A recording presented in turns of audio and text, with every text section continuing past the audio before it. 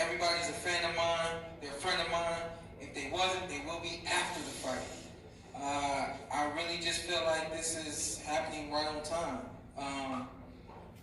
It's no secret that there's respect between myself and Terence. It's no secret that I consider us to be friends. I don't know what you consider us to be now at this point, but whatever the case may be. Say again? Ain't no friends till after the fight. There you go. So I'm not mad at that.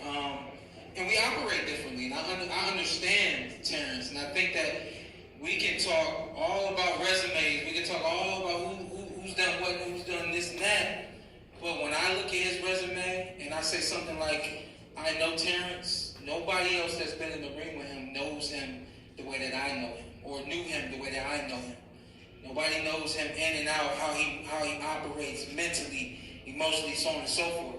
I can say some things on this ring and really get him upset. I'm not going to do that. Why would I do that? I can say some things that make him smile. I can say whatever the case may be. But it remains to be seen. What I do know is that November 20th is a day for the word.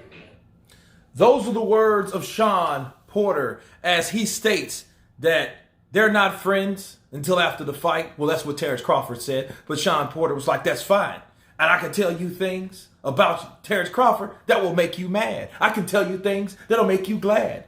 Bars. But I'm not going to do that. Why would I do that? It's showtime.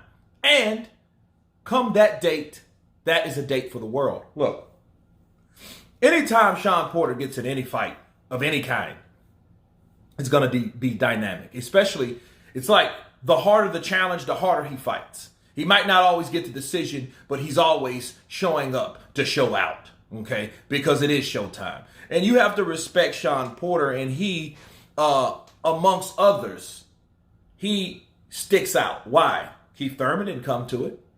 He didn't come for that fight. Errol Spence didn't want that fight. Who else was there?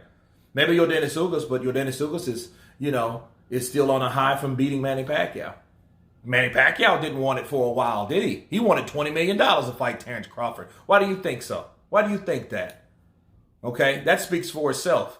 You want a high stake amount for a guy like Terence Bud Crawford for what reason? Because you know the danger of Terence. Terence is the cleaner. He cleans up other people's dirty work for him. He gets them out of there. Jeff Horn gave Manny Pacquiao problems. Did he beat Manny? I don't think he beat Manny, but he gave Manny a lot of problems, didn't he? A bigger welterweight, pushed him, shoved him, commanded him around, right? Manny had to fight in spots fighting this bigger guy that was headlocking him like Tyson Fury and Deontay Wilder. So you had a lot of problems, and Terence went in there and mopped him. Made him stop in round 9. Okay? That shows you something about Terence Crawford. And that, hey, friendly bobbing, this, that, and the other. Look, we don't need that. We can have that after the fight. That's what you call sportsmanship. But, oh, I like him, I love him, you love me. No. We're not friends till after the fight. I like that. That's what brings it, and that's what keeps it real. That's what keeps it just and disciplined.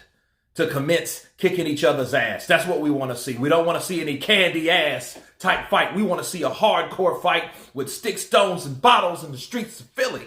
That's what we want to see. Somebody slap silly. Bars. That's what we want to see. We want to see Terence Crawford take on Shawn Showtime Porter for the WBO welterweight championship of the world. This is what we have. You guys tell me what you think about these two fighters. Of course, please subscribe. And you guys been Counterpunch. Peace.